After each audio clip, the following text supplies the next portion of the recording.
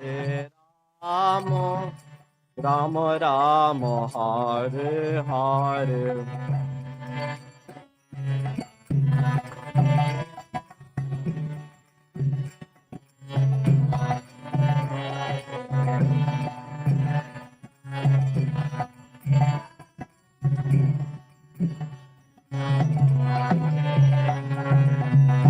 Hare Krishna, Hare Krishna, Krishna Krishna, Hare Hare, Hare Rama, Hare Rama, Rama Rama, Hare Hare.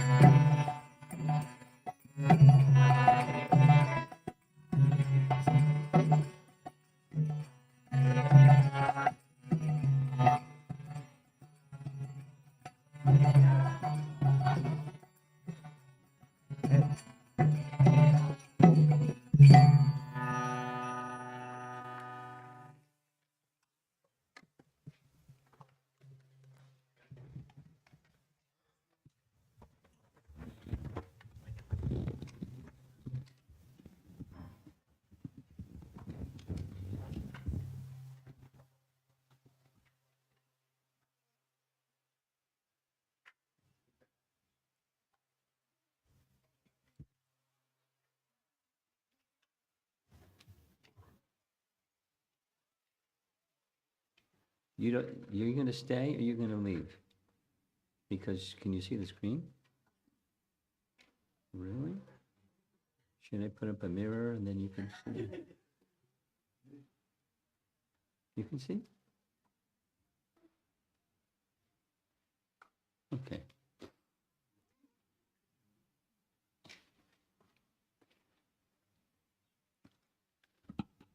The Garland Repair Service. Srila Prabhupada Ki Jai.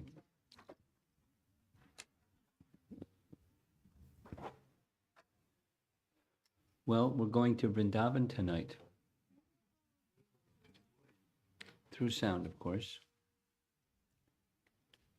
But that's a very nice way to go to Vrindavan, through sound.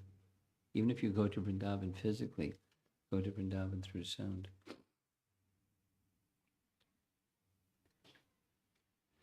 How many here have been to Kaliya? Oh, nice. So picture in your mind, 'cause at the end of this evening's presentation, there's photographs of Kaliya.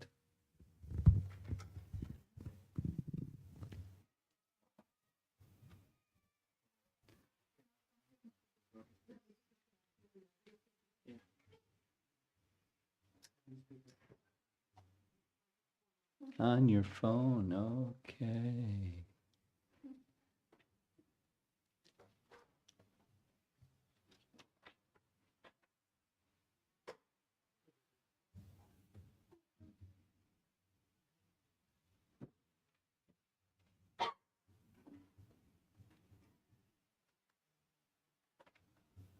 How is he going to make an escape when he wants to leave? That's the problem. Gotcha.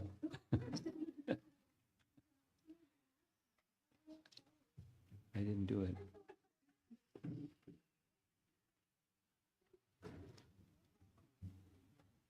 Hare Krishna. Hare Bol. Oh, there. There he is. Okay.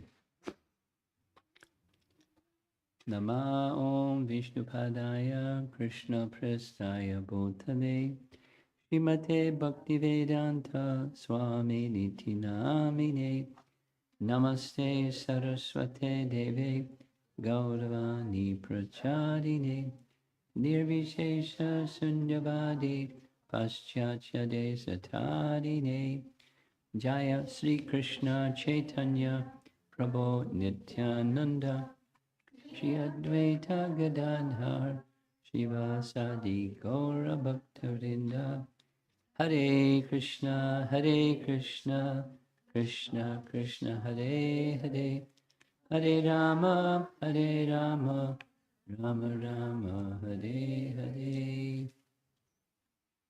Very nice painting, BBT painting. Krishna dancing on the hoods of the Kaliya serpent.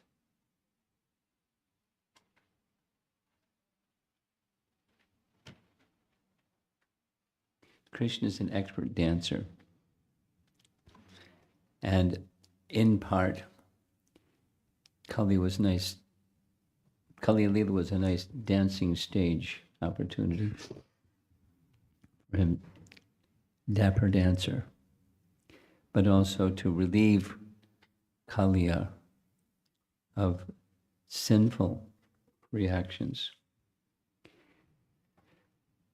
Now, let's begin with contemplating who was Kaliya before he was Kaliya. Previous life of Kaliya. Kaliya in his previous life was a great sage. Something happened between a great sage becoming Kaliya and then becoming freed from the curse of another sage. So according to Garga Samhita, there's a nice painting. There's two sages in the painting.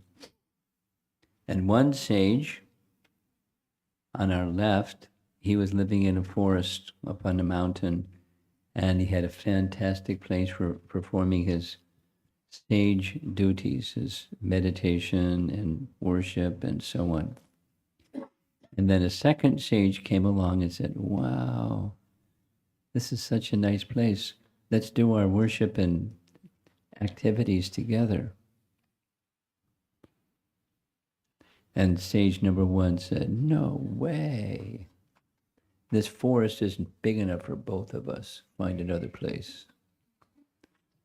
What? You're a sage. Everything belongs to Mahavishnu. What's with you? You're so proprietary, and you should become a serpent. So here's, long ago there lived two sages named Vedashira and Ashvashira. In his travels, sage Ashvashira, that's the one on the right, came to a very beautiful forest high up in a mountain, resided by sage Vedashira.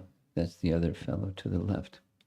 Sage Ashvashira suggested Vedashira for performing austerities together. Sage Vedashira, being a little proud and envious, refused, saying this forest is not big enough for us two. Arguments, one cursed the other. You are so envious, you become a serpent. The other one cursed, you become a crow and fall to earth. So Vedashira, the one who was living in the forest, became Kaliya, the son of Kashyapa and Kadru. So there's this parallel discussion in Srimad Bhagavatam where Kashyapa Muni was given a number of wives. He's one of the Prajapatis. He was given a number of wives. They were daughters of Daksha. And together with Kadru, a number of serpents were produced, including Kaliya. So when they had this big tiff, immediately they felt badly that they lost it. Lord Vishnu came and consoled the two. This is from Garga Samhita. You are both equally devoted to me, O sages. You are like the two arms of my body. O kings of the sages, I can make my own words false, but I do not wish to allow the words of my devotees to become false. That is my vow. Vedashira, I will place my footprints on your head. Because of them, you will never fear Garuda. So we'll hear the fearing of Garuda part shortly. And then the other, Ashvashira, you will have the form of a crow, but you will have transcendental knowledge, a smart crow. You will have yoga siddhis, more than smart, these mystic powers, and the highest knowledge in the three worlds. So that's what happened. He became a crow named Bushunda. Bushunda. Any Ramayana fans in the audience here? Bushunda. Do you know Bushunda, who he is? A little bit? Something.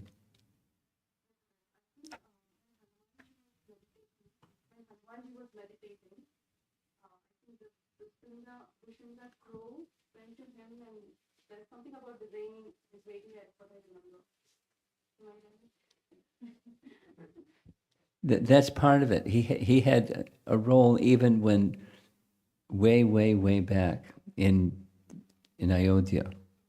There's some paintings. So it says here, he was very devoted to Ramachandra. He is a sage crow, a sagacious crow. And he spoke the entire Ramayana to Garuda. So here's a painting, just cut and paste from the web. There's Bashunda. In some cases, the spelling is Bashundi, but it's male crow. And there's Ram playing with Bashunda. And there he's patting Bashunda. So he was very devoted to Ram and a sage at the same time. Bashunda. And then, now we're going to Kaliya because that's our topic this evening. But that's who they were in their previous lives. Kaliya, the son of Kadru and Kashyapa, when he was born, he made his residence in a place called Ramanaka Island. Now, we're going to see some photographs at the end. Ramanaka Island, although what it says in the scripture is it's an island adjacent to Jambudweep. Somehow in Fiji, they claim that Kaliya was from Fiji, or Fiji people claim this was his place. Some of you may have visited Fiji. Very popular. Deities of Kaliya, Krishna dancing on the hoods of Kaliya, very popular in Fiji. So he lived on an island in the midst of bodies of water, and there were many other serpents on that island, and the many other serpents on that island were visited too often by Garuda because there are two types of food for birds like Garuda, fish and snakes. So one time, the serpents got together and made a pact. You don't come and harass us, we'll make offerings to you. You just come once a month under a certain banyan tree, and we'll have many nice things, and just the rest of the time, please leave us alone. So he agreed. Garuda liked the idea. I don't have to go chase after serpents, and they'll provide. However, the same envious person who wouldn't let the other stage stay, that envy stayed with him, he was envious, and he said, why should all of this go to Garuda? So he went and ate it himself. Proud, envious, and caused himself some problems. So the enmity of Kaliya resulted in Garuda attacking him. It's a nice painting. Garuda came and threatened him, his life. And they had a big battle. And Garuda won. And in the big battle, he fought and he was trying to bite Garuda, and Garuda was more powerful with his wings and with his claws, and Kaliya was getting smashed. So he decided best to leave. He ran for his life. He didn't run on his legs, but serpent manners of running. And it doesn't say how. I was searching. I spent a fair amount of time today So don't ask me, because I couldn't find the answer. How did he find out about the place where Garuda wouldn't go? All it says is he heard. And there was a place where he wouldn't go. So here's Garuda dealing with Kaliya and Garuda dealing with Kaliya. And the text says he came to know that there was a place where Garuda wouldn't go. So you'd get safe from relief from being chased by Garuda. And the place was a place where Sobari Muni is a celebrated person. I mean, Sobari Muni was pretty amazing meditator. He sometimes the persons engaged in meditation in Satya Yuga would do this in order to not cheat. They meditated underwater because you can't breathe underwater, you're finished. So he would suspend life hairs and do his meditation underwater. And for a long, long time. Now the main story that's heard about Sobri Muni is depicted in this painting. Although he was underwater, he saw male fish, female fish enjoying together, and his mind became agitated. And his meditation broke, poor guy. So it was once upon a time, Garuda came to the place where Sobri Muni was doing his meditation. There's a lake. Sometimes lakes are formed by rivers, and there's the river is flowing, the river is flowing, the river is flowing, and off to the side, there's a place where there's water that's not flowing, but it's water from the river, so it's a lake. It became later known as the Kaliya Lake. And it's in that lake that Sobri Muni was doing his meditation, and Garuda came hungry, and he started fishing, and Sobri Muni cursed him. If Garuda ever comes this lake again and eats fish here, he'll immediately lose his life. Sobri Muni was a powerful dude, sage.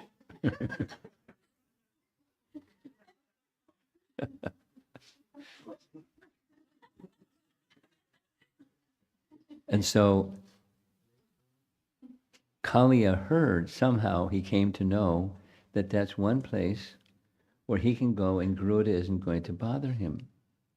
So he went there. And there was a problem. There's always a problem. The problem was he was a poisonous serpent. And as he stayed there, poison spread everywhere. The whole lake became terrible.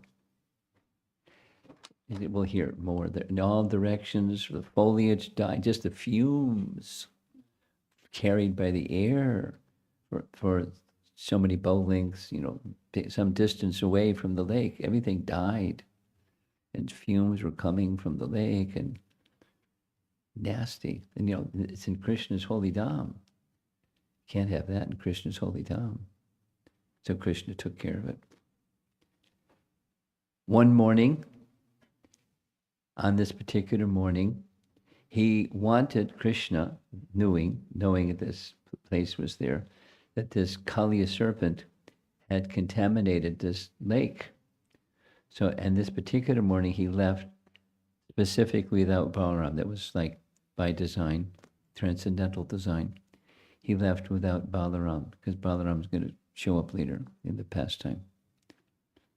And when they went, the cowherd boys went, somehow became very thirsty, and so they went ahead of Krishna, and when they got to the place where this Kaliya serpent was, here's the description.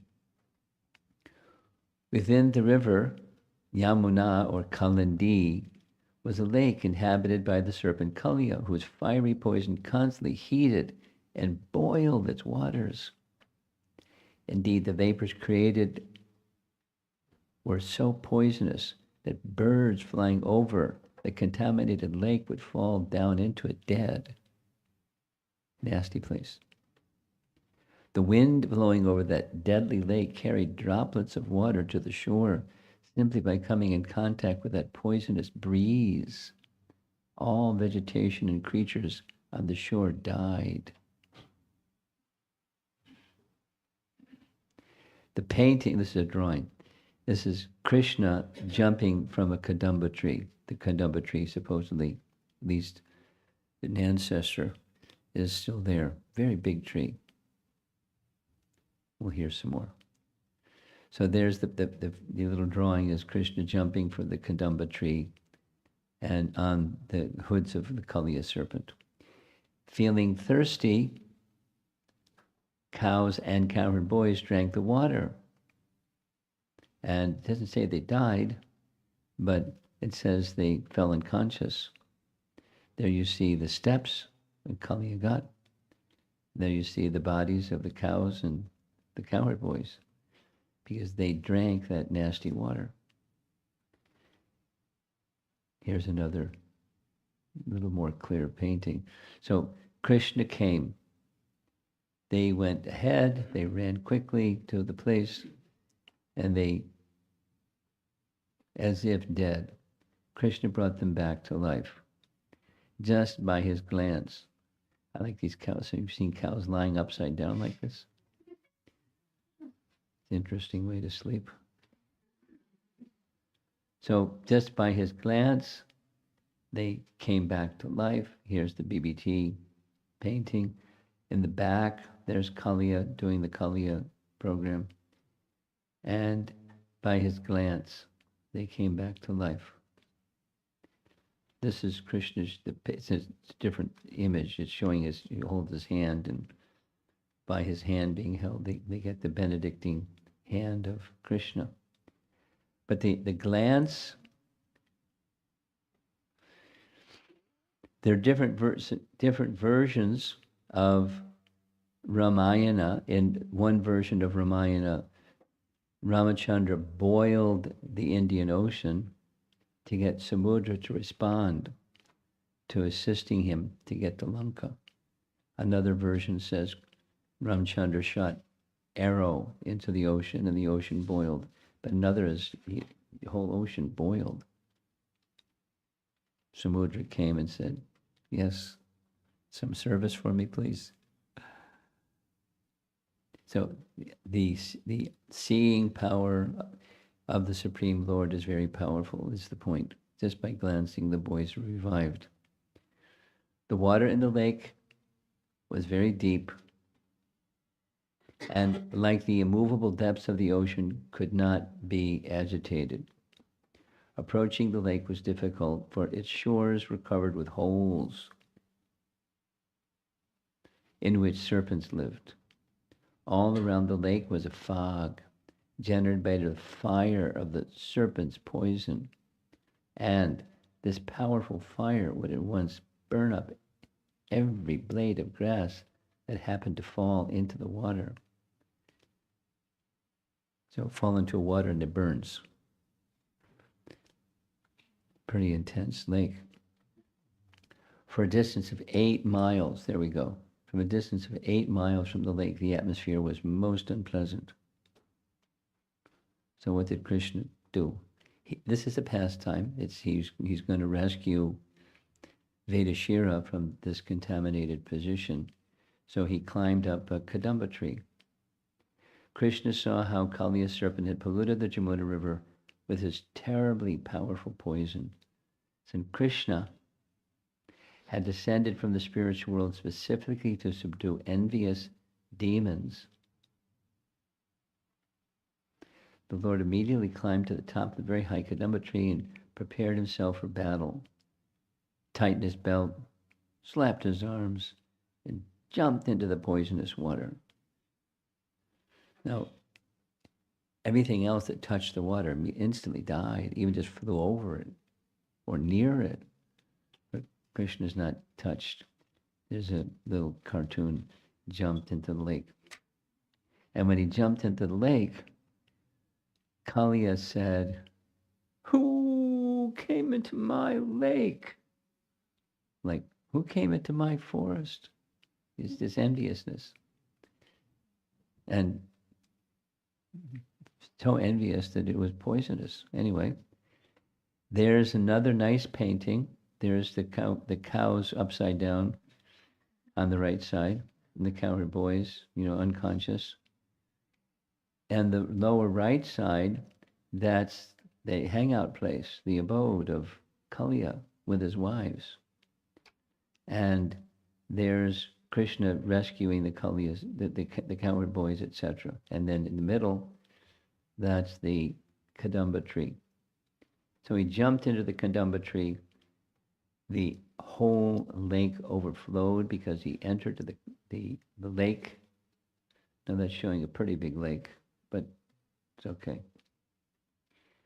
When the Supreme Personality of Godhead landed in the Serpent's Lake, the snakes there became extremely agitated and began breathing heavily, further polluting it with volumes of poison. The force of the Lord's entrance to the lake caused it to overflow on all sides, and poisonous, fearsome waves flooded the surrounding lands up to a distance of 100 bow lengths. It's an interesting measure, bow lengths. This is not at all amazing, however, for the Supreme Lord possesses infinite strength. So when all of this happened, Kaliya became really agitated. So what did Kaliya do? He rose out of the water, gazing in envious gaze at Krishna. Krishna's smiling, he's having a pastime. And from his mouths came flames and a poisonous fire. Then he went to attack Krishna, would bite him. And there's so many hoods and so many hoods. So what did Krishna do? He went around in circles so fast, Kaliya got dizzy. Kaliya saw that Sri Krishna, who wore yellow silken garments, was very delicate, his attractive body shining like a glowing white cloud, his chest bearing the mark of Srivatsa, his face smiling beautifully, and his feet. How could he see his feet? Because he's in the water. His feet resembling the whorl of a lotus flower. So he tried to bite, and Krishna swam around and around and around and around and around and around, and he got dizzy. He wrapped Krishna in his coils, so Krishna allowed it for the pastime. Look in the painting on the upper left. There's the residents of Vrindavan heard Krishna is in the coils of the Kaliya serpent. They panicked. Well, it's something we'll hear. Seeing the inauspicious omens, the residents rushed to the banks of the Jamuna in search of their dearmost Krishna. The Supreme Lord Balaram smiled and said nothing when he saw the residents of Vrindavan in great distress. So what happened was somebody ran. Those of you that have been to Vrindavan, the distance between the Kaliya Ghat and Nandagram, I mean, by taxi, it's going to take a couple of hours. Somebody was really fast. They went all the way to Nandagram, told Nanda and Jasoda, look out, Krishna's in the coils of the Kaliya serpent. Krishna! And not only Krishna saves them, but now they're going to save Krishna. So they came running. Somehow they got a fast taxi too. And made it all the way to Kaliya Ghat. Because he was in the coils of the Kaliya serpent for hours. Balaram wasn't there when this event took place. There's a transcendental cause or purpose behind that. At some point in time, they are so distressed, they want to give up their lives entering this poisonous lake, and Balaram stops them because he's very strong. Bala. Very strong. But he's just unfazed at all. He understands Krishna's just having fun. Give him a break. He's just enjoying. Seeing Krishna in the grips of Kaliya, cows, bulls, and female calves called out to Krishna in great distress. You see on the right side, the same artist, that's Kaliya and his abode and his wives. Those are those ladies in front of the serpent, and it looked like a nice little palace that they're carrying. And there on the left side, there's Nanda and Yasoda, and there's right behind them is Balaram, and all the cowherd boys, and the cows mooing, and the ladies, and Krishna's enjoying. And he stayed in the coils of the Kaliya serpent for a long time. Lord Balaram stopped Nanda and other cowherd men from entering the poisonous waters of the lake. That's this illustration on the far right. Now comic book illustration of the same thing. And ladies held back Mother Yasoda. Krishna. Seeing the distress of women, children, and other residents of his village, Krishna rose up from the bonds of the Kaliya serpent. Now, some are just lying on the ground, fainting, seeing Krishna in this distressed condition, and so forth. So what did Krishna do? He remained for some time within the coils of the serpent, imitating the behavior of an ordinary mortal. But when he understood that the women, children, and other residents of his village in Gokula were in acute distress because of their love for him, it's a multi-layered pastime. He's stimulating a secondary rasa that intensifies their primary rasa. We've been discussing this a little bit. There's a whole profound, to study Bhakti Rasamrita Sindhu and understand the cause and effect and the details of rasa, primary, secondary stimulations, and how the whole thing moves. The technology of it, the terminology and the technology of it is quite simple. It's quite complicated. But the simplicity is, while he's relieving Kaliya from this curse and the condition of envy by placing his feet on the hoods of the Kaliya serpent, he's doing something before that. He's amplifying, intensifying to a great degree, because it's one of those pastimes that's just the flip side of all the other pastimes. And all the other pastimes, they're in distress and they call for Krishna's help. Here Krishna's in distress, or looks like he's in distress. So who do they call for? They're fainting. They're in great distress, but it's in distress of love. Secondary rasa. He immediately rose up from the bonds of the Kaliya serpent. Now what he did, he made himself big, so Kali got big. He made himself big, bigger, bigger, bigger. Then he got really small and slipped out of the coils of the Kaliya serpent. Very clever. We have a similar situation with Hanuman. They had similar shape-changing capacity. So this is the cartoon presentation. Kaliya stared at the Supreme Lord with a glance full of terrible poisonous fire. The Supreme Lord began expanding his body. Being tormented, Kaliya released him. The Supreme Lord expanded his body. It's the same language. And then Krishna became very small and became freed from the coils of the Kaliya serpent. So now they're staring at each other with poisonous fire coming out. So then again, Krishna started swimming around in circles, and swimming and swimming and swimming, and Kaliya got dizzy. And then as Kaliya got dizzy, he slowed down. Krishna jumped up on the hoods of the Kaliya serpent and started his dance. But his dance, while at the same time he was elegant, he had the weight of the universe on the hoods, each of the hoods of the Kaliya serpent, dancing and dancing and dancing and dancing and dancing. Now, normally, like there was the serpent that was swallowing Nanda Maharaj. One touch on the hood of that serpent, he was purified. Kali was a mean guy. Dude, right? Demon.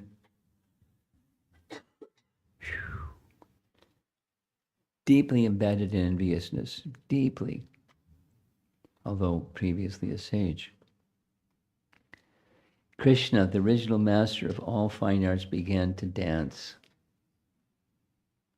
His lotus feet, deeply reddened by the touch of the numerous jewels upon the serpent's heads. So it must have been a really nice dance stage. Krishna's feet are pinkish or reddish. The jewels on his hood were also reddish.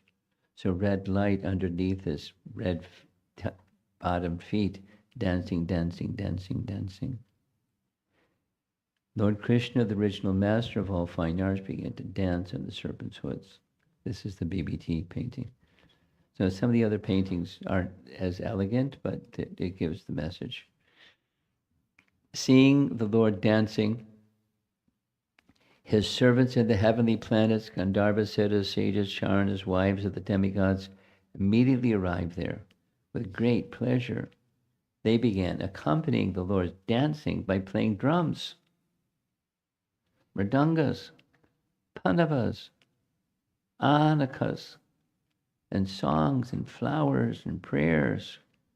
It was a festival. Krishna's dancing on the hoods of the Kaliya serpent.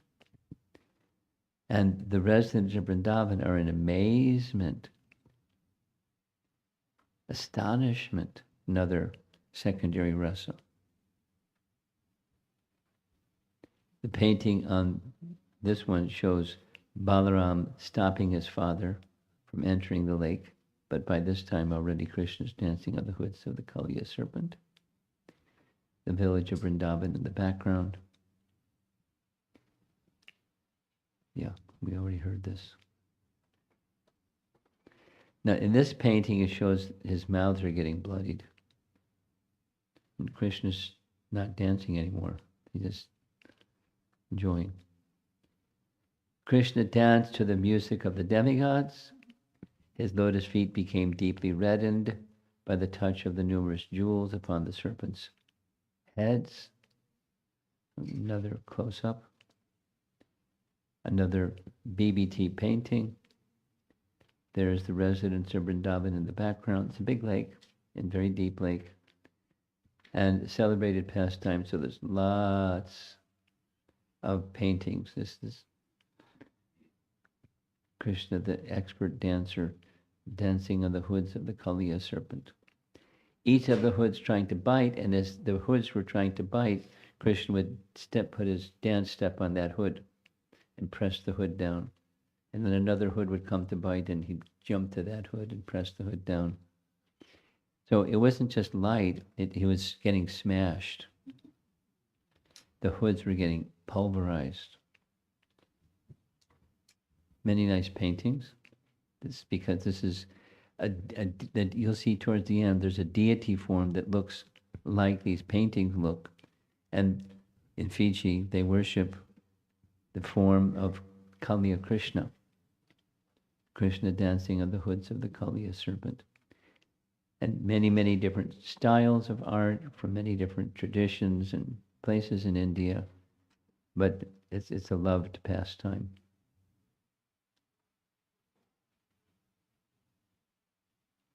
Okay, finally, exuding poisonous wastes from his eyes.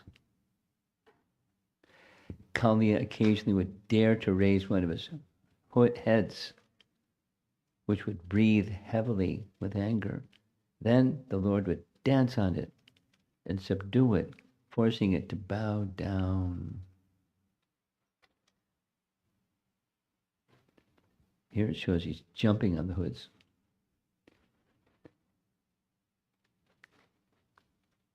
And there's the jewels on his hoods.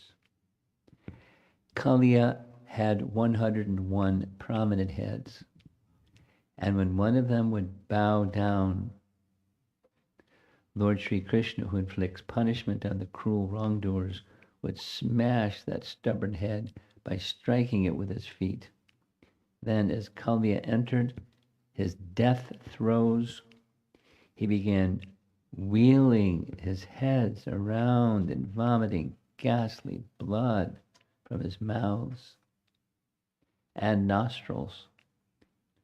The serpent thus experienced extreme pain and misery. He needed a lot of purification, this guy.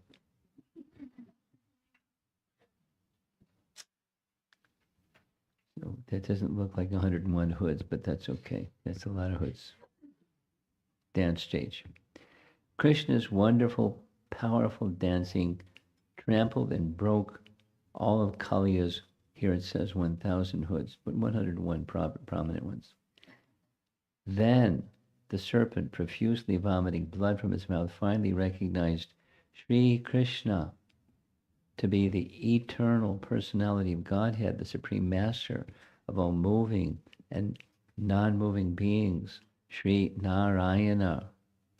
So in his mind, he took shelter. What else are you going to do?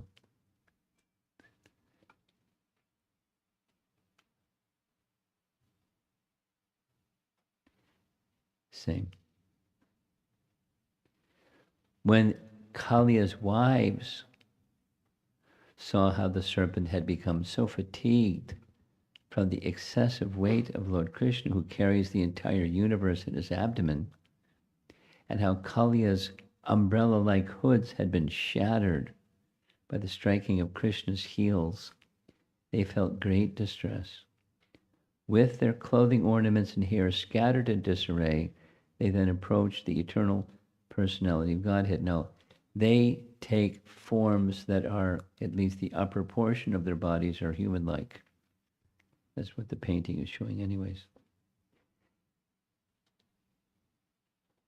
They desired to protect their husband, so the protecting of their husband was to offer very beautiful prayers. The minds very much disturbed, the saintly ladies placed their children, oh, they're very clever, before them, and then bowed down to the Lord of all creatures, laying their bodies flat upon the ground. And the serpent, ladies anyways, flat upon the ground.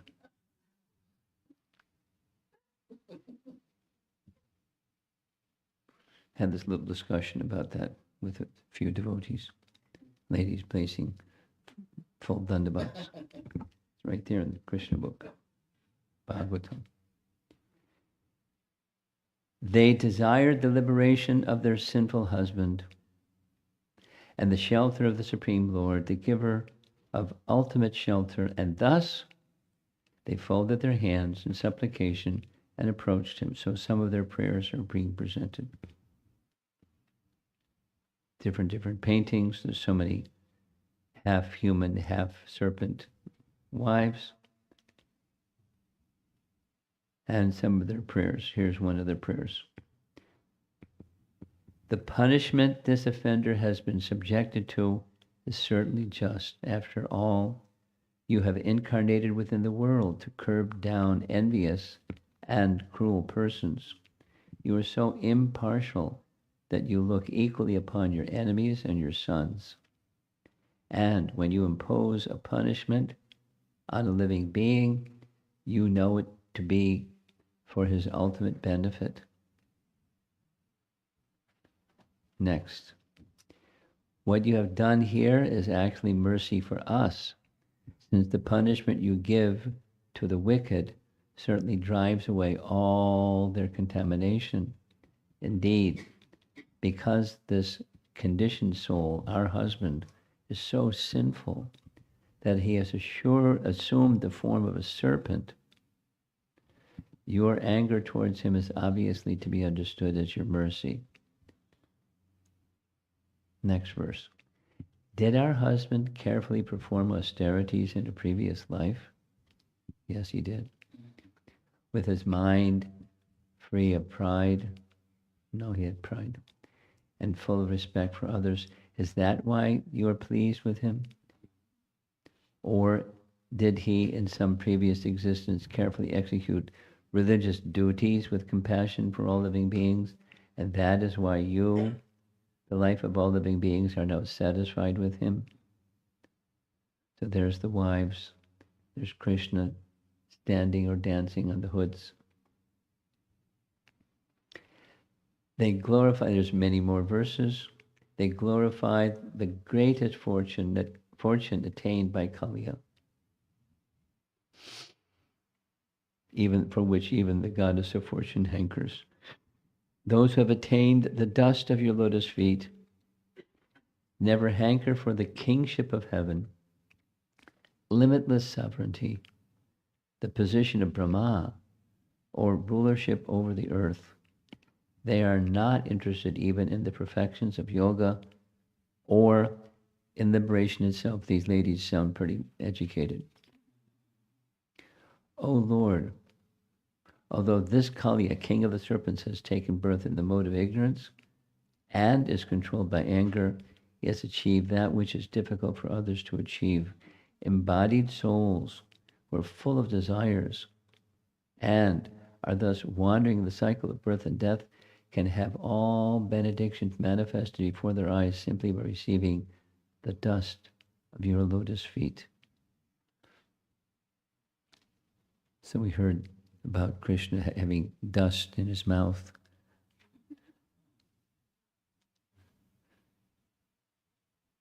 So dust on the head. We offer obeisances unto you, the Supreme Personality of Godhead. Although present in the hearts of all living beings, as the Supersoul, you are all pervasive.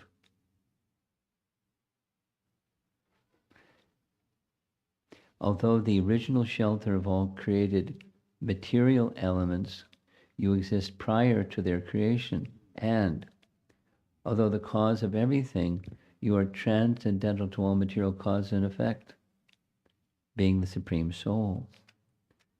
These are elevated prayers from elevated persons. Obeisances unto you, the Absolute Truth, who are the reservoir of all transcendental consciousness and potency and possessor of unlimited energies, although completely free of material qualities and transformations, you are the prime mover of material nature. That's a very different illustration, but it's okay. Obeisances unto you, who are time itself, the shelter of time, and the witness of time in all its phases. You are the universe and also its separate observer. You are its creator, and you also the totality of all of its causes. We offer our obeisances to Lord Krishna and Lord Rama, the sons of Vasudeva, and to Lord Pradyumna and to Lord Aniruddha. Now, they haven't come as the sons of Krishna yet because he's still a little boy, but they're eternal positions in the spiritual world. We offer our respectful obeisances unto the master of all the saintly devotees of Vishnu. Nice painting. Looks like Krishna left his chadar on the side of the tree over there. And still some of those cows are upside down. And there's the wives offering their prayers. Almost done. Obeisances to you, O Lord, who manifest varieties of material and spiritual qualities. You disguise yourself with the material qualities, and yet the functioning of those same material qualities unlimitedly reveals your existence. You stand apart from the material qualities as a witness and can be fully known only by your devotees. So they're doing a pretty good job. And this is a very nice painting. Oh, Lord Rishikesha, Master of the senses, please let us offer our obeisances unto you, whose pastimes are inconceivably glorious. Your existence can be inferred from the necessity of a creator, for a creator, and revealer of all cosmic manifestations. But, although we, your devotees, can understand you in this way, to the non-devotees you remain silent, absorbed in self-satisfaction. So I think that's enough of their prayers, although there's some more prayers, there's more prayers, there's more prayers. At least once, a master should tolerate an offense committed by his child or subject.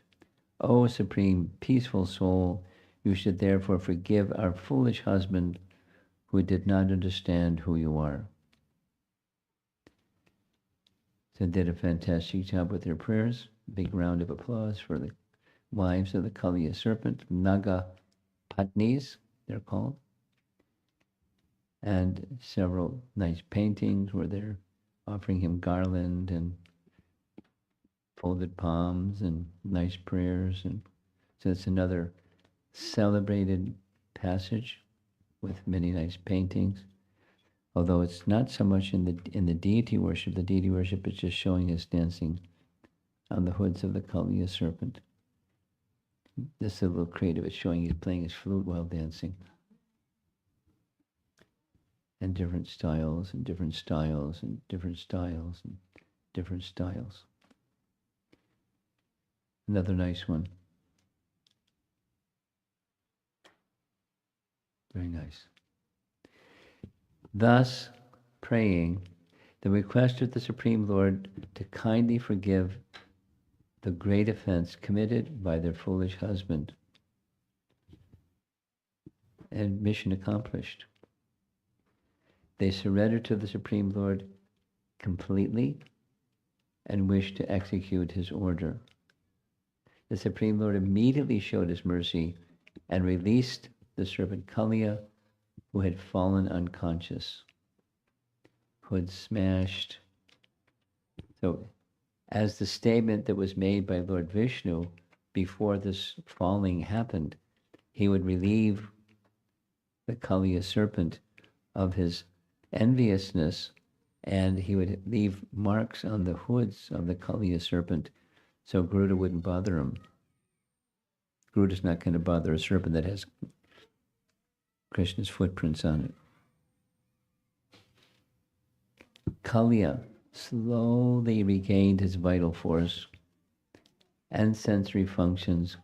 Breathing loudly and painfully, he addressed the Supreme Lord in humble submission. So he has his own set of prayers.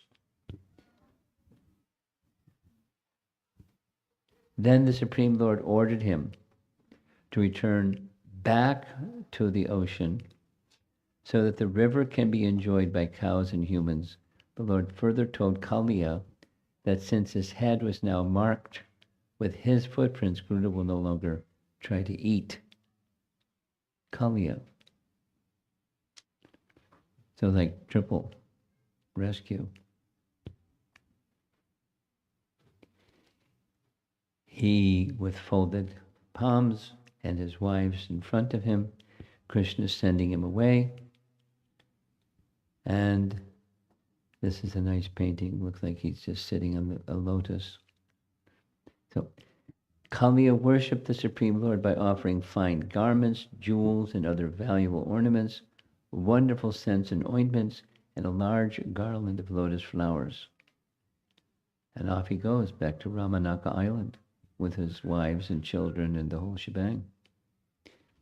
Receiving the Lord's permission, he circumambulated him and offered obeisances. Then, taking his wives, friends, children, he left for his island in the sea.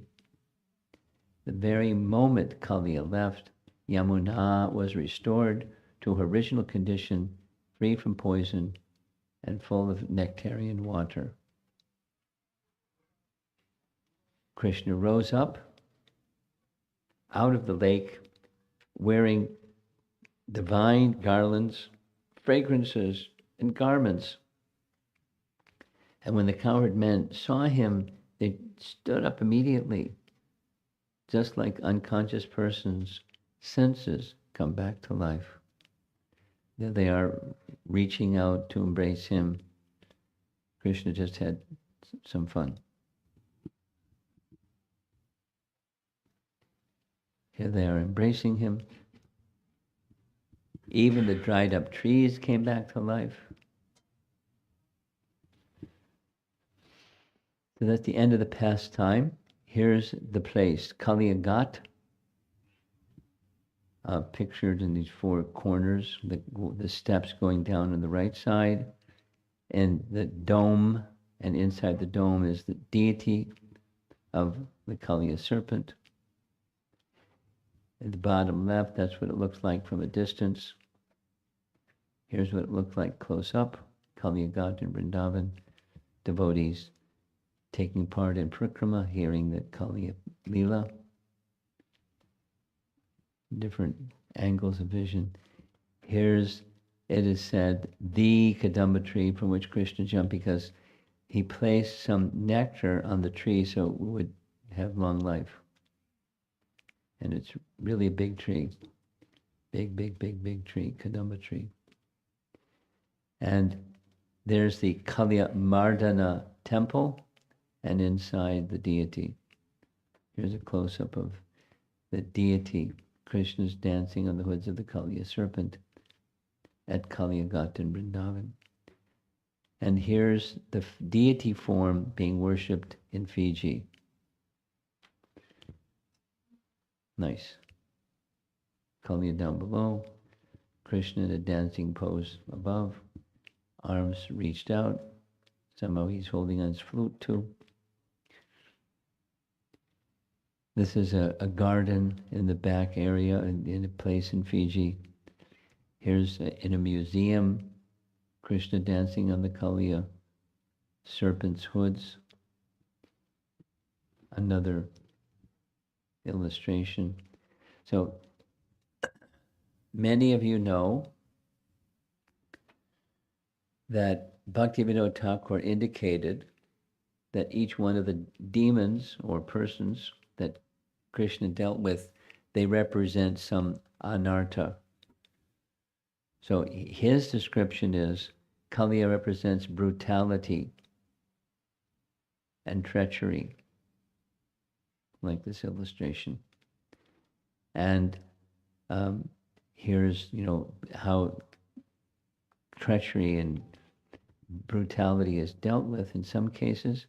And Krishna and Balaram are, of course, at the center of all of these pastimes, dealing with different persons who need purification, and they're dealing the purification quite wonderfully. So this is just a day in the life of Krishna the cowherd voice, dealing with the Kaliya serpent.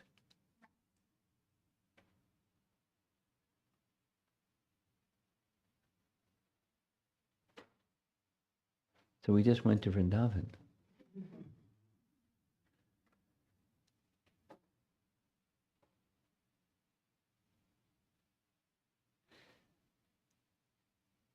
I find it interesting how the narration that's in the Bhagavatam has parallel narrations in other texts, because what's in Garga Samhita is not in the Bhagavatam. And much of what's in the Bhagavatam is in the Kaliya, the Garga Samhita, but there's details and details. So this pastime is a well-known pastime. Krishna's pastimes in Braja are found in many places. And so the primary source for this is the Bhagavatam and commentaries by our acharyas. But nice, very nice, within all of this is these prayers of the wives of the Kaliya serpent, giving transcendental knowledge. So who knows who they were in their previous lives to have such elevated understanding. And it certainly crossed my mind when going over this pastime. If they had such knowledge, why were they serving this fellow?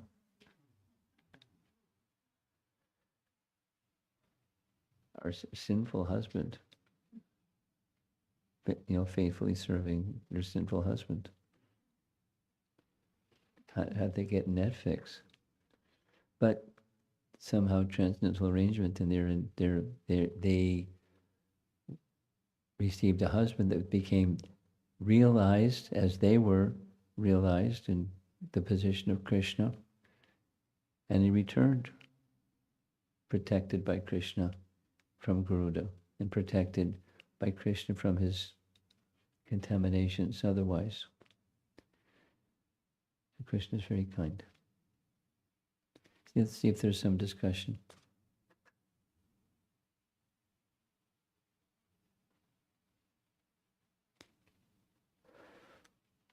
Yes.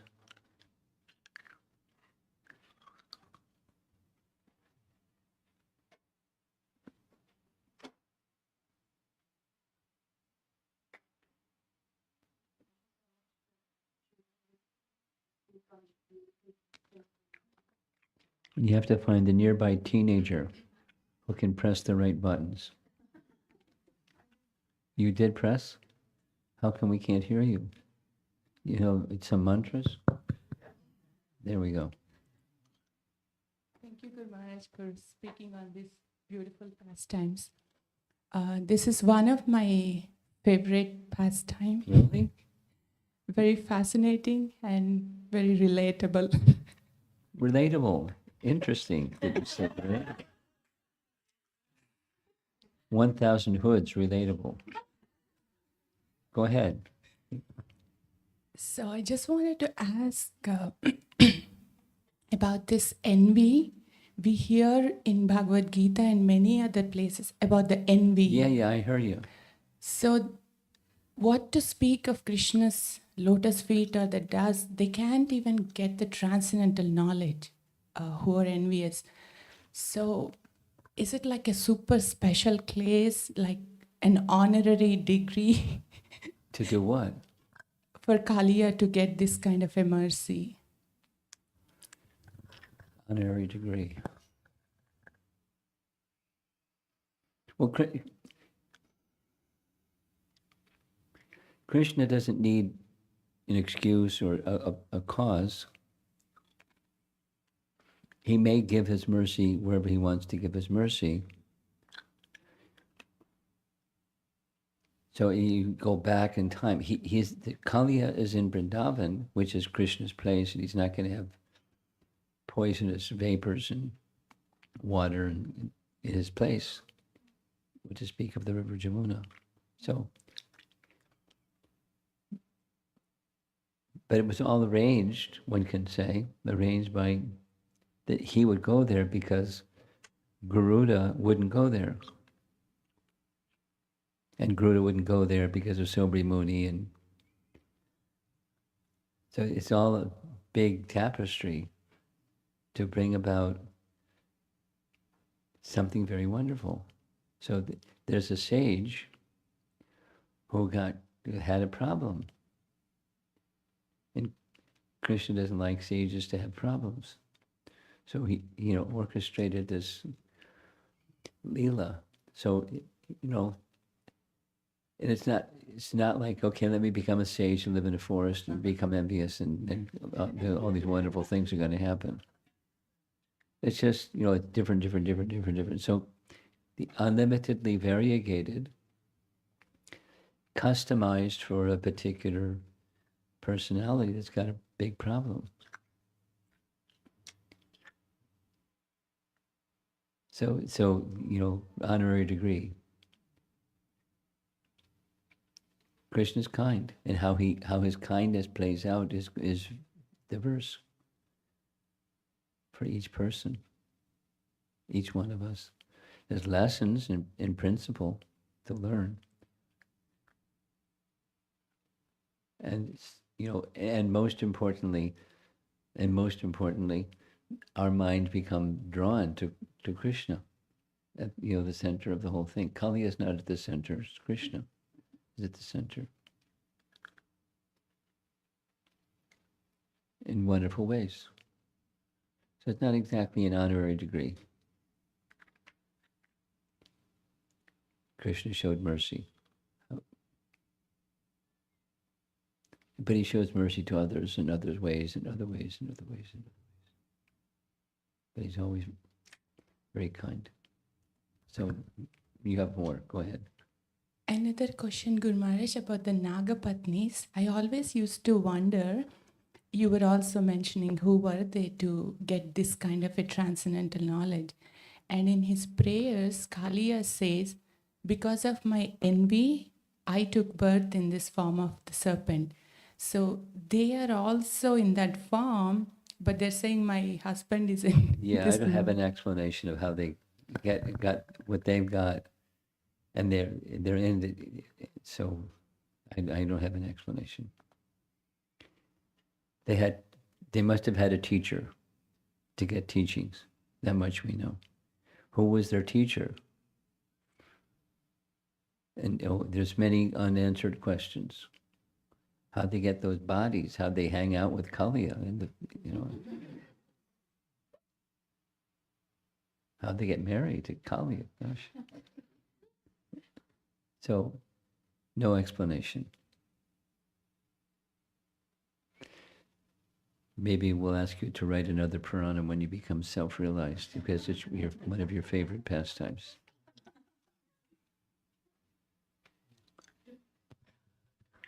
And just on this note,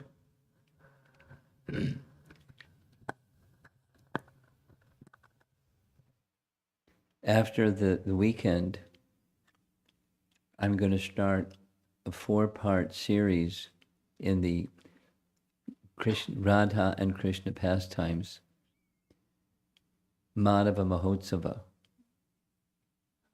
4 parts. It's a lot. And the history is, Rupa Goswami instructed Jiva Goswami to write it after Rupa Goswami, had already written something about Radharani becoming crowned as the queen of Vrindavan. But it's found in 7 other places. And then after it having been written in 7 other places, Rupa Goswami instructed Jiva Goswami to write the whole story from beginning to end in detail. And so he did.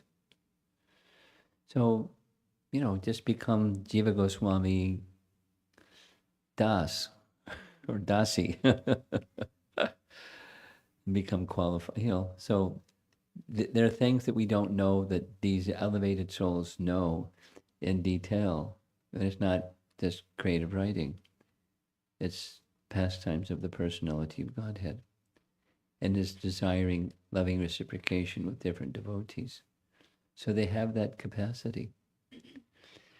But I don't know of any reference that says all these the Nagapatnis and how all that happened and how they have all this knowledge, and if they have all this knowledge, why are they serving this fellow? And I don't have answers. Somewhere. Next. Hare Krishna. So this question is something that I get asked by my children. Really? And that is how... Now eyes are going to your children. Let's hear it. And that is, how come when the curse seems to bring about the worst in those people? Like, for example, in this case, the sage who was having some sort of a spiritual practice because of a curse, took a body of a serpent and then went, and because of that, he harmed so many other people. The birds flying over, the cows that drank the water and things like that. And the reason I'm asking is because we're reading 3rd canto, where we read about Jaya Vijaya, the fall down, and the birds that they take, Hiranyaksha, Hiranyakashipu, Ravana, They've been a big mess. very big mess. And so the question they often ask me is, how come... The innocent people had to deal with the mess. Yes. That's the question. Yeah, the collateral damage that comes about. What's your answer? I know. That's why I'm asking you. What's your answer? Do you have an answer? It's unfair. Innocent people being damaged, collateral damage. Although, what did they do? Well, everyone in the mature world did stuff, right? You know, all of us. This, in the past have used this example, and someone liked the example. Having a material body is like a flag flapping in the wind, saying, you know, I'm sinful. I have interests separate from the Supreme Lord, and the flag is waving. It's every one of us. So you can't say innocent. You can say innocent. You can say, yeah, you know, I can contradict you, but you know, there's something that needs purification. So those that are the collateral damage folks, they're on the receiving end of something that's, you know, it's like when Krishna jumped into the Kaliya lake, there were waves that went in all directions because he's, you know, the whole universe is within his abdomen. So, you know, like a big item falling into the Kaliya lake. So that's the collateral damage. But by Krishna's presence, they became purified.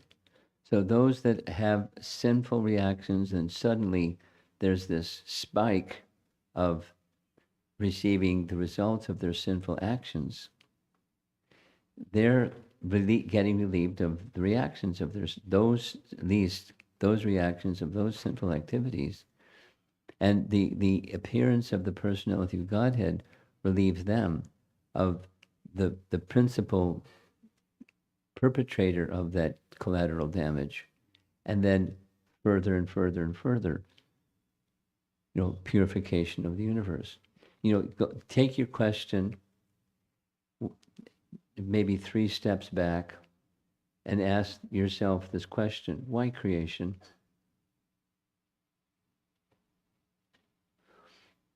Krishna is kind. Krishna is all-powerful, given. He makes a place where people suffer. So why creation? Just don't let people suffer. Yeah. There's suffering because of misconduct, misuse of free will. Everyone here is, you know, in a prison. Durga, the prison of Durga. Violators of law. Prison for those people. So when there's, so why not, you know, the question can go, why does Krishna give free will then? Because people can misuse it, right? If people can misuse it, just take it away. Give them a lobotomy. Take away their free will. No free will anymore. Sorry. But then there's no positive either. There's no love without free will, because love is voluntary. So to have it voluntary, there has to be the opposite. So Krishna facilitates people who want the opposite. That's why creation. He doesn't want creation. He doesn't need creation. We want it. So we do bad stuff because we misuse free will. And then there's consequences. And the consequences may come this way, that way, the other way, including the collateral damage stuff. No, go ahead. But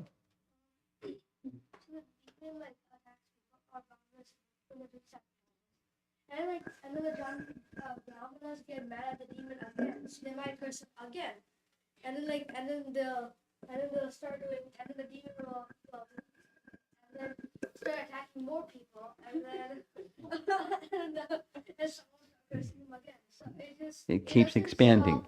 It keeps expanding. That's what you're saying. Like the cursing, the only way for the curse to end is really just by Krishna. The curse is not a solve. The curse is not what? Solution. Curse is not the solution. What's your solution? Yeah, but you're not Krishna. So what Krishna knows So if you get, this is the foundational part of your question.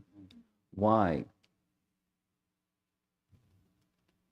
What's the solution to the why? So what's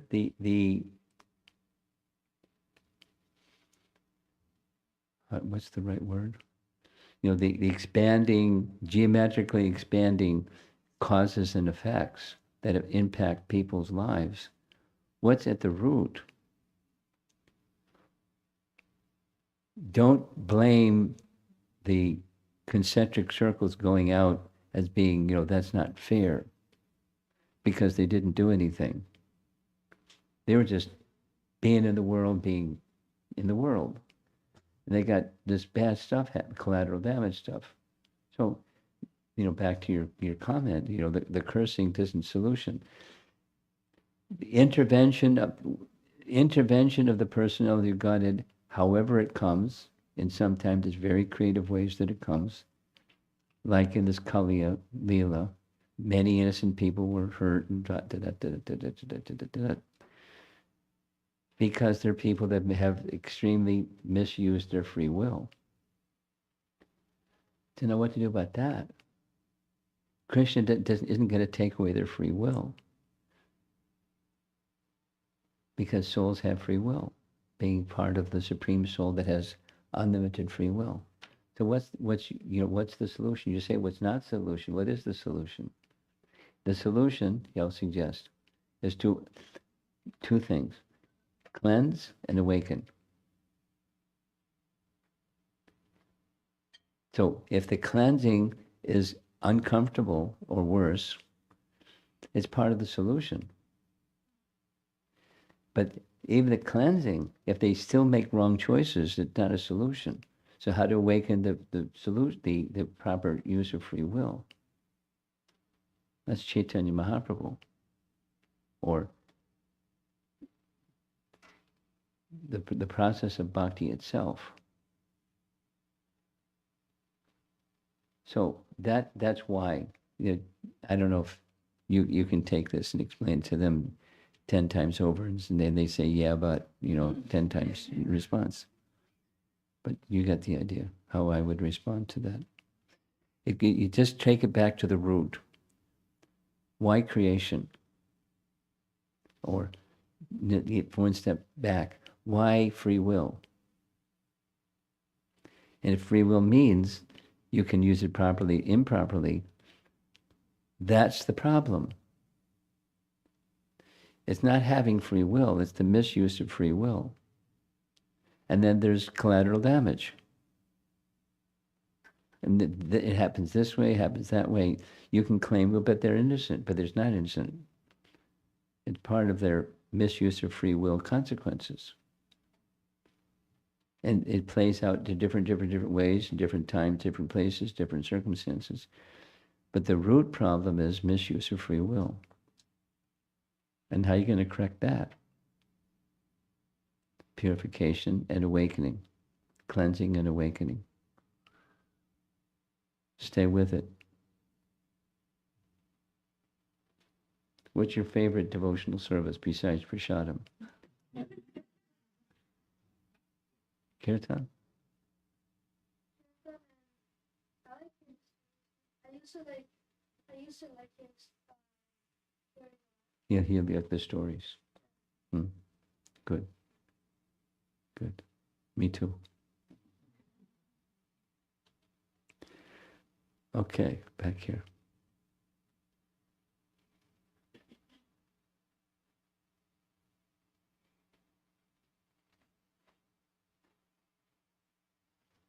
Guru Maharaj, this question is from my husband. We understand that the demigods worship. Not so loud. A little softer.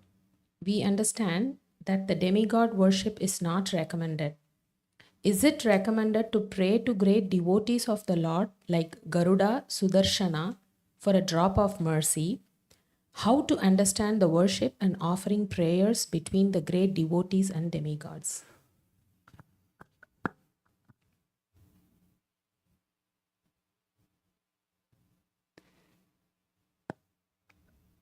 When one is very elevated, then behind the demigods, one can see the personality of Godhead.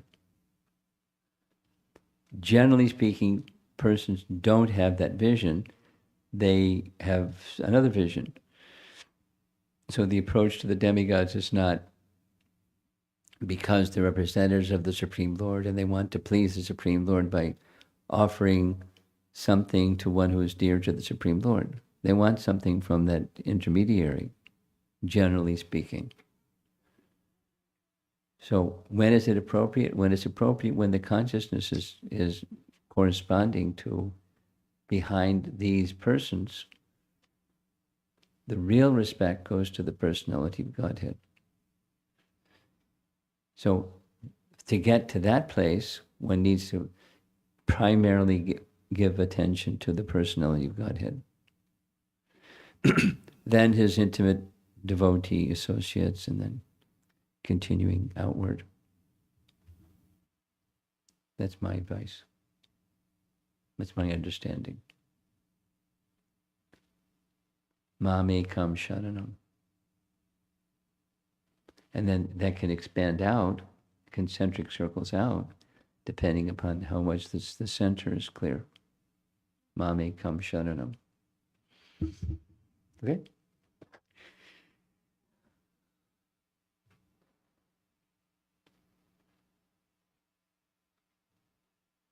Hare Krishna.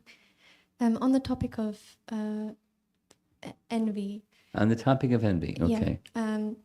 It's recommended we take association mostly within our peers. So like 60% peers, 20% junior, 20% senior.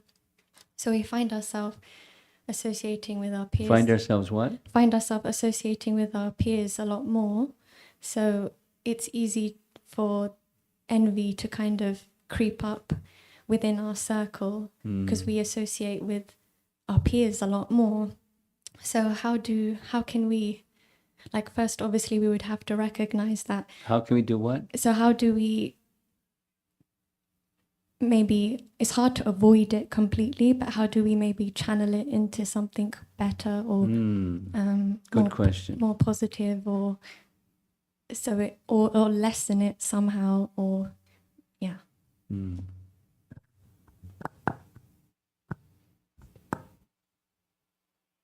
Well, it's going back to something I said to this young devotee, cleansing and awakening. No, to dovetail envy so that it becomes pure envy instead of the other kind.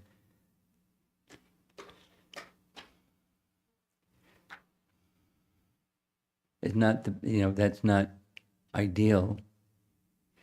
Envy itself, pride and envy, these two, pride and envy, very, very detrimental. So to flip the switch, this is one procedure. If you or any one of us feel this cesspool rising of envy, what to do? That's kind of like what the question is. Very simple procedure. Procedure-wise, it's very simple. You're introspective, and you see, the cesspool is rising. Pause, because you're introspective. You're not just being controlled by it. You observing it. It's not you. It's it. It's the object that you're observing.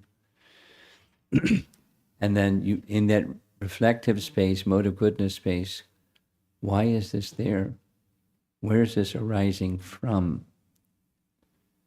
And then it's easy to give the answer to that. If you're in a reflective space, you're not controlled by that emotion. It's just a fundamental, back to this, why creation? Because of my envy towards Krishna. I'm feeling envy towards something that's from Krishna, someone's ability or someone's something. So let me instead, A and B, recalibrate my regard for Krishna, and then in turn, the that thing that I'm feeling envious about, someone's fame or recognition or ability or something, and give credit to Krishna. Then this person is a carrier of Krishna's mercy. And then, so it's describing it, there's several steps. But if one becomes practiced, it becomes pretty natural. So let me turn my attention to glorify Krishna and away from that cesspool. Because then the envy towards a person or something, attainment or honor or gifts that somebody has, let me honor Krishna and the person that's bearing that gift that Krishna has given them because of my honoring Krishna, because that's the root of the problem. And how many times does one have to do that? N number of times. Just keep doing it. If that's something. Now, some people have less, some people have more envy tendency.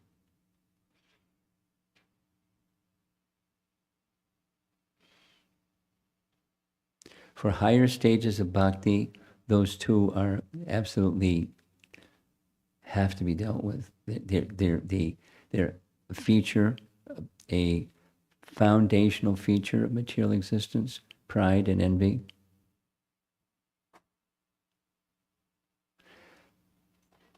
Hear about, read about, appreciate, honor, glorify those persons that you know are freed from that tendency. And by that affiliation with those persons, just by hearing about them, remembering them, praising them, etc., it helps one's heart become free from that tendency. That's going forward in time. That's the cleansing part. Persons who are free from envy and free from pride.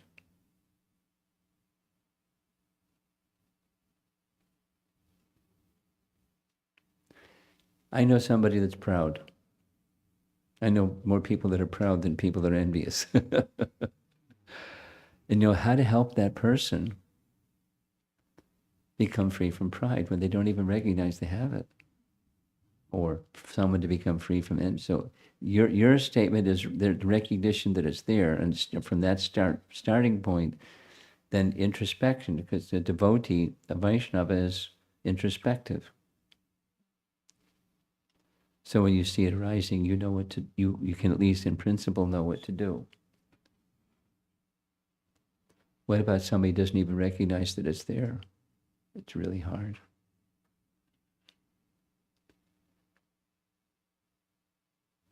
And it's pervasive, it's foundational to material existence. Material existence collapses when those two things are gone.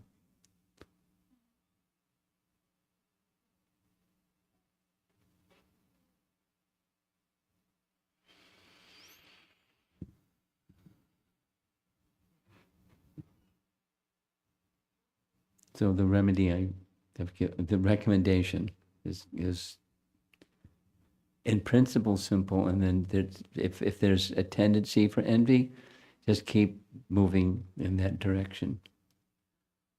When the envy rises, and even when the envy isn't rising, it's just, the cesspool is settled. It's just smelly, just sitting there. Make it clean. Yes.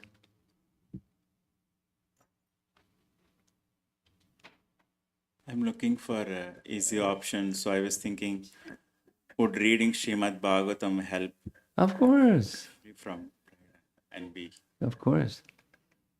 And this young man will help you get a Srimad Bhagavatam set if you don't have one.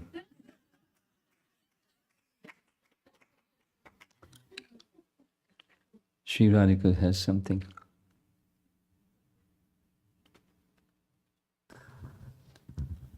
Guru Maharaj, in the beginning of this narration, you were speaking about how Lord Vishnu, when he How met to do what?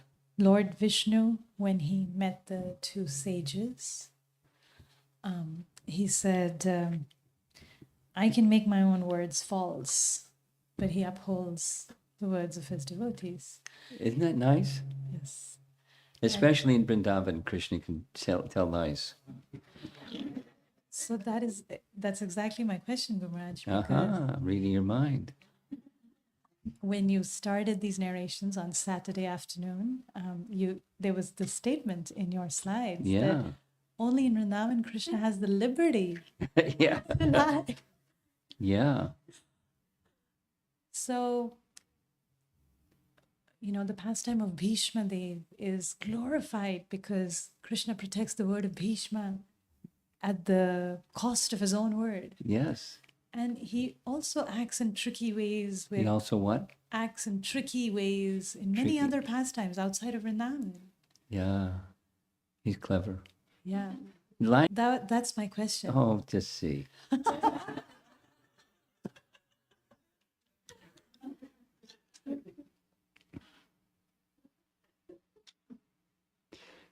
I mean, the Krishna eating dirt, I didn't eat dirt. They're liars. Look inside my mouth if you want to verify am I lying or not lying.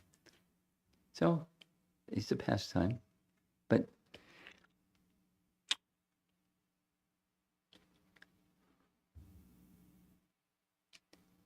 a classic example is Krishna picking up the chariot wheel because he made a promise and he violated his promise. And it's not in Vrindavan. But so the higher principle is he protects his devotee. So that's the solution. This may be in contradiction with that, but there's the priority. Krishna prioritizes protecting his devotee.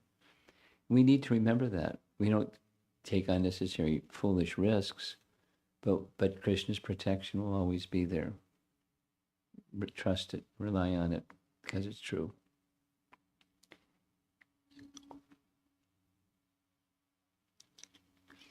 You commented that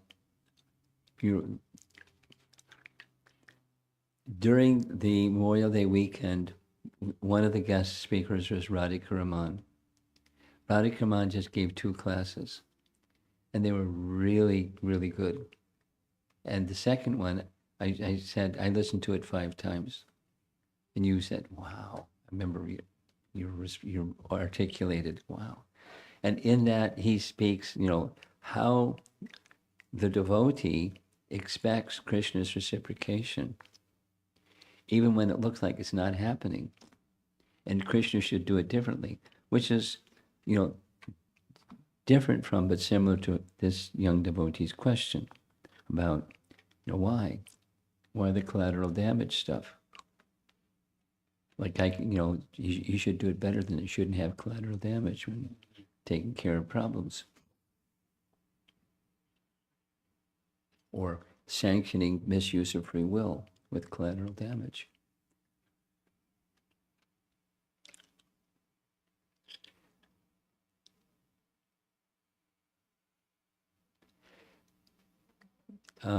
Could you, Bhakti Dari, could you circulate it, however it's done, to our audience here and the people that are listening remotely? That second class that's on YouTube, it's a really nice class. Listen to it. It's nice, very nice. Anyone else? Anyone back there? Oh yes, okay. Hare Krishna. So this is going back on the question that she asked about envy. I would say in the advent of social media, how it's so easy to compare our lives to other people, and those propensities for envy are sometimes more susceptible. Amplified, yeah, on those platforms. For people who might not be familiar with bhakti and the practices of bhakti, how could one use tools in their life to help calm those emotions and those feelings? Thank you. Read Srimad Bhagavatam.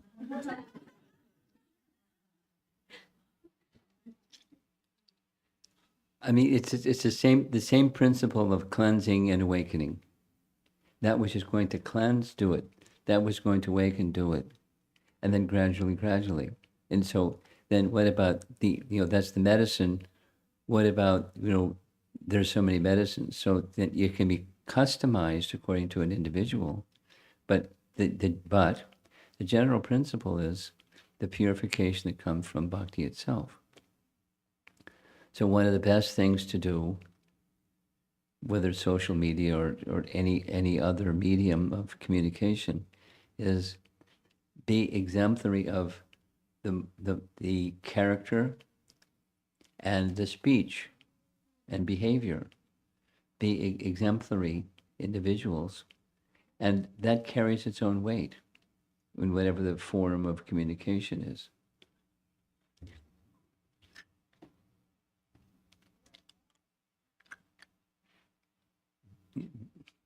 That saying, be that which you would like the rest of the world to be.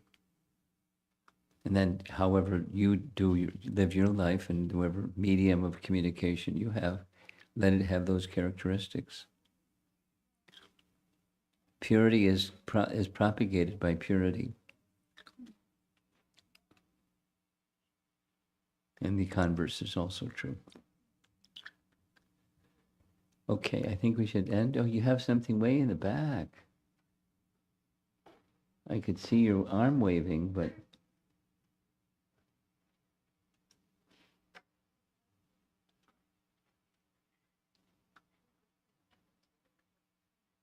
You were just saying Haribol, huh? Okay. Srila Prabhupada ki jai.